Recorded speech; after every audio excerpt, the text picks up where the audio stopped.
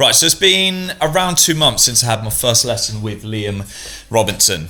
And in that video, we went through loads, and it's probably been my best performing video for a while. Loads of people were loving the lesson and got a lot from it. But a question that came up from a lot of people was, how does this apply to driver? So that's what we're going to get into today. We're just going to have a conversation about how this applies to driver, because I know you also get this question come up a lot in TGN as well. So I think this is a great opportunity to just talk about driver today. Yep, nice and easy, mate. Yeah, so obviously the drills that you've been talking about, I think the general question was, well, you know, when you're getting into the towel, like it feels great for irons, but how do you go about hitting driver? Does anything change in your philosophies? I think there's a few things that you've got to address. I think the first thing is that, number one, the reason it doesn't translate directly into driver straight away is that whatever habits you have initially, they're generally because that's how you create speed. Mm-hmm. So if you've got something that's kind of like spinning open, pulling loads, as soon as you move that from a 9-iron to a driver, that's going to be 3 times worse. Just exaggerated. So I think the big thing is that, first of all, you've got to understand that to get it onto driver is that want to do what you've always done is going to be there way stronger. Yeah. So it's always going to be the last thing to change. You've got less loft, longer club.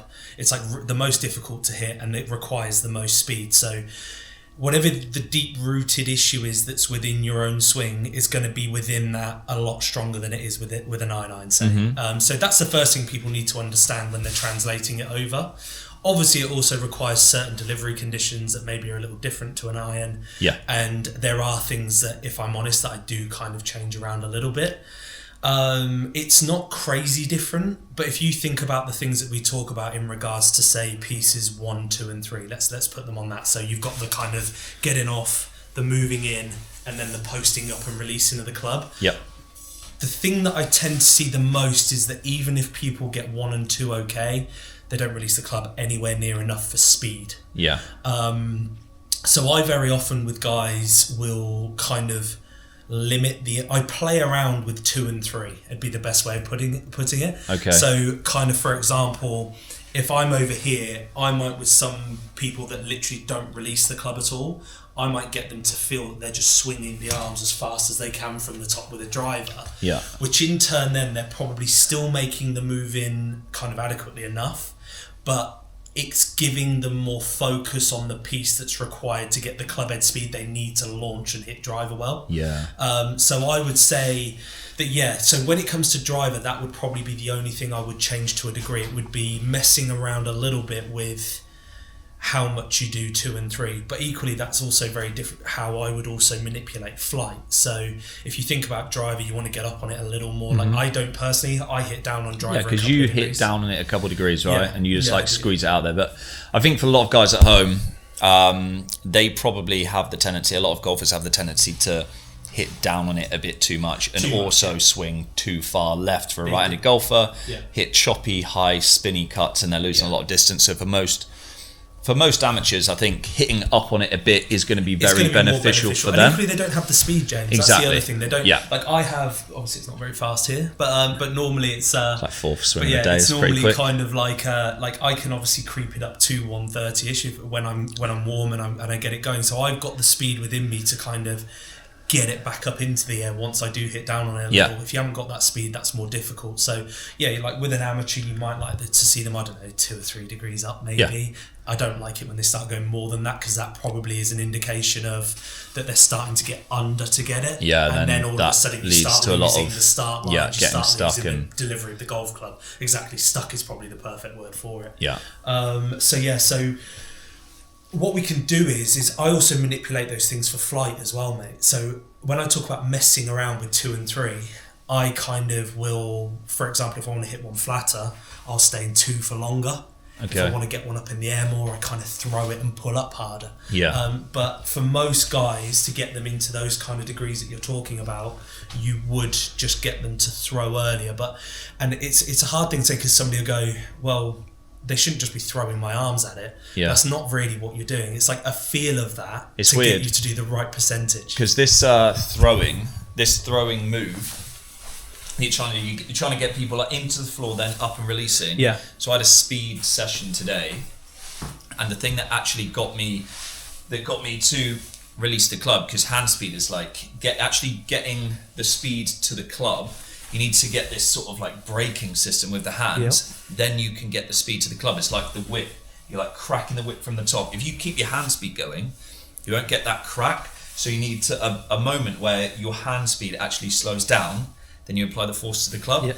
And it was actually getting into the floor and this push back for me, which really helped me. Throws it forwards. Sort of like throw it forward. Yeah.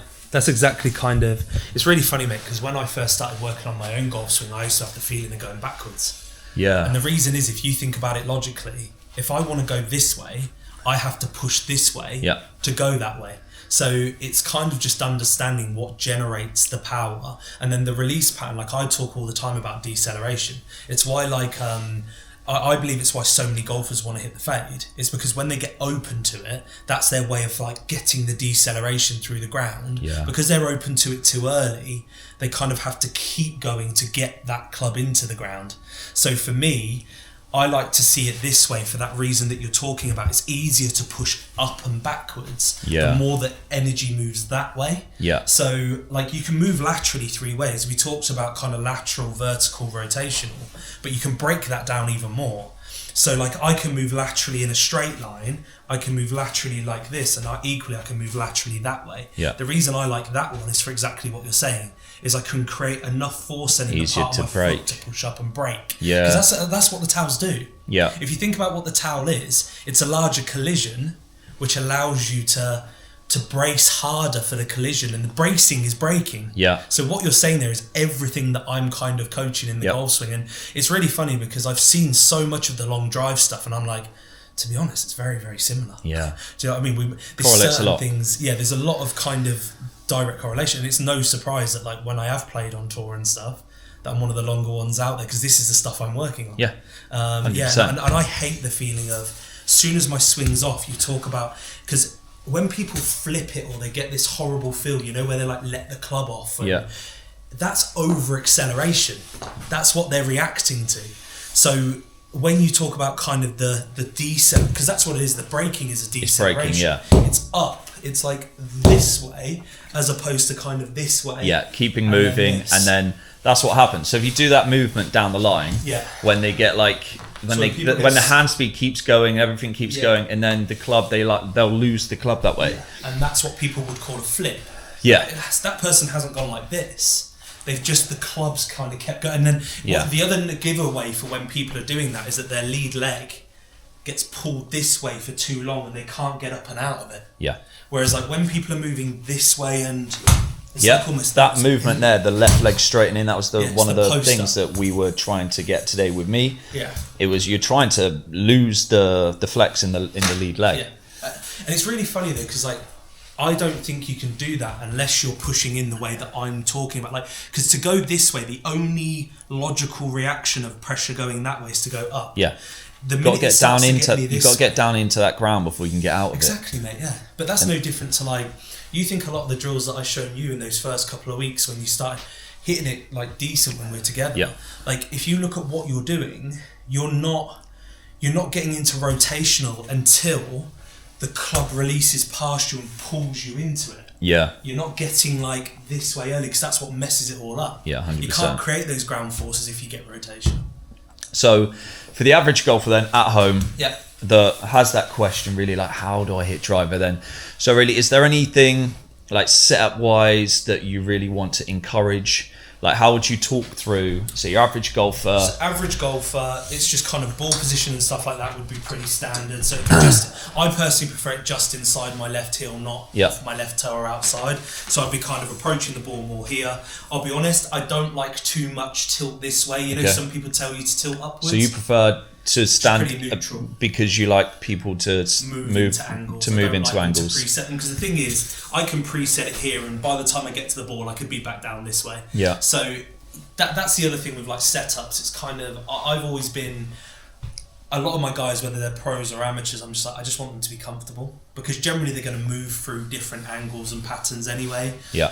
So if somebody wants to set up like this, that does not guarantee you that they're going to be like that in delivery. Yeah. Like they could literally be like this in delivery. Yeah, yeah. So it's like making them understand how to move to get into those angles as opposed to preset it. But yeah, in regards to kind of ball position, I just have it a little bit further forwards. And again, even that, it's relative to golf shot. If I want to hit a little stingy cut up the left and just feed it in, but for a general bog standard driver, just inside left heel, that's pretty much. And then using the usual way that you like to teach, which is get off of it, get on it, and then release it. But with driver, you're trying to encourage as much release as possible. Yeah, and a good way of demonstrating this, I've got a couple of things. If I grab a head cover, sure. So if I grab a head cover and I'm approaching this ball just here, is understanding the difference in what releasing is and what kind of pulling is. Because I think that's also really important, like understanding how to, like if I imagine that I'm almost trying to get blood into my hand, I'm trying to get the blood to rush to my hand, I would feel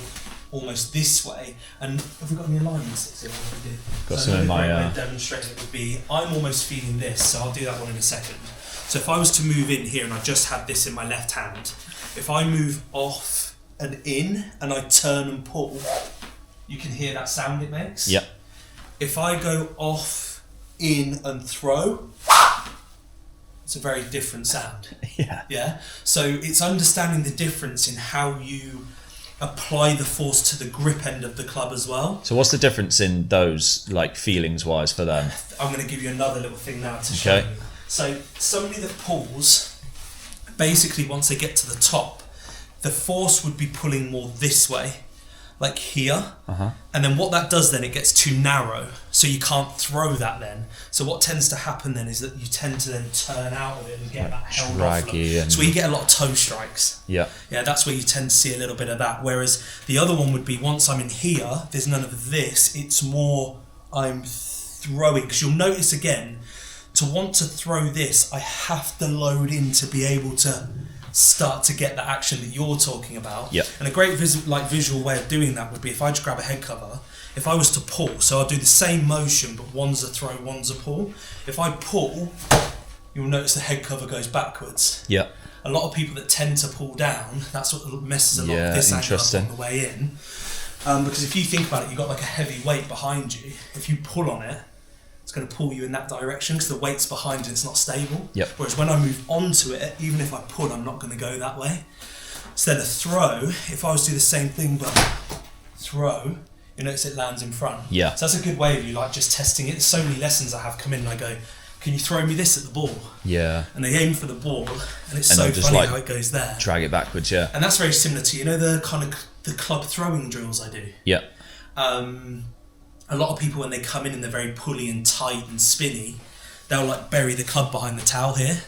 By the time they're doing it, it just gathers into the towel and just runs through it. But that's a good way of demonstrating it or finding out for yourself what you do. I think that's going to be interesting for the guys at home, because the guys are thinking, right, I need to release this golf club. I need to actually get out the ground and like release it. But they're probably thinking, I don't want to get into the ground too much because then I'm going to sort of be hitting down on it. I'm going to stay there. But you need to get into the ground before you get out of it so you can release it. And the earlier you can get that way, the easier it is to release it. So don't be scared to move. Don't be afraid to move in. Absolutely. And the thing is, if you're actually trying to throw something as far as you can, you'll generally want to spike way harder this way to be able to whip it anyway. You're not going to be... So you don't... When I'm saying kind of what I'm saying here, so when I'm talking about kind of this move in, a lot of guys, I'll almost just get to feel that off and then throw harder from here before they do this bit. The reason being is that some people, when they focus on the move in, when they then get under pressure, because they're still thinking body, they do their old move still and they never actually get to where they're trying to get to. Whereas sometimes by taking the focus off of what the body does and moving it into what your arm does, they very often fix the body too. But what they do guarantee themselves is that because they're focusing on their arms and the release pattern, they allow themselves to kind of at least get the speed that's required to launch a driver properly. Yeah. Do you know what I mean? So at least Yeah. they're getting that piece, and then I guess you can work on tightening the dispersion in Yeah. once they've got that. But so I would almost go like to Two some good drills people- that left hand drill I think where it's a you're great getting one into to it, hear it. you can just hear that. You can, It's mate. you Well, again, if we do it again, it's straight like, away you get feedback. this would be your turn and held. This would be your move in and throw. Yeah. just So so different. that's a feel for the driving range. Move in and throw, and then this head cover one That's a as great well, way try where and you're do it. trying to basically throw it in front of the Something ball. I do a lot of as well, if you've got a net and an old club, I'm not going to do it in here because the screen's quite expensive. But what I would do if I was in an old net or something is actually sometimes getting a club just in your left hand and throwing it into the net. Yeah. I do a lot of that. You know, if I'm starting to feel a bit like I'm holding on a bit, I'll just literally get in my net at home. And I'll just literally. That's quite an throw clubs interesting into one. there. Okay, Yeah. so that's the final one where we're not liable for that as well, Yeah. right? Yeah, So if it exactly. misses, Yeah. don't want any misses, any women in my emails. But yeah, and they're great ways of feeling it. But like I said to you, with most guys with driver that I felt that have struggled to translate it, if I take out almost piece 2 Yeah. and I almost just go here, then it tends to actually really fix them. So I had a guy in the other day he's been playing really well, but then got a case of almost like the tops with driver. Okay. And all I got him to do was that, mate. And honestly, he's gone from his whole life hitting like cuts to just all of a sudden hitting these like high bombs with driver, Yeah. like draws. And I was like, whoa! Like, and even his face when he turned around, and all. But it's not that he wasn't moving in; it's just that his focal point was on the release pattern, and he was still moving in more than enough. It was probably still 70% move in, 30% release. Yeah. But he's actually releasing it. Yeah. So with driver, that's probably where a lot of people go wrong. With the iron, you'll get away with moving in and not releasing it. Yeah. You might just like squeeze it out to the right a little bit. But with a wood, you're not going to get away with it because you need the speed for the launch. Yeah. Cool. Perfect. Right. Hope that helps. Hope that sort of answers a lot of people's questions about hitting driver, because that's something that's come up a lot. It's going to be way more videos with Liam coming up. Lots. So subscribe.